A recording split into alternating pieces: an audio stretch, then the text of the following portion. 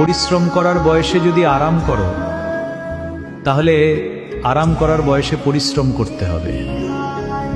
ঘড়ি মানুষকে সময় দেখায়, আর সময় মানুষকে আসল রূপ দেখায়।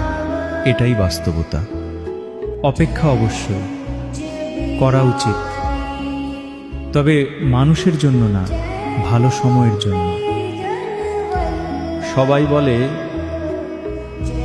মেয়েদের নাকি নিজের কোনো বাড়ি হয় না, কিন্তু বাস্তব অর্থে তাদের ছাড়া কোনো বাড়ি পরিপূর্ণ হয় না। যে আপনাকে হিংসা করে তাকে ঘৃণা করবেন না, ঘৃণা করবেন না, কারণ সে এমন একজন ব্যক্তি যে স্বীকার করে যে আপনি তার থেকেও ভালো।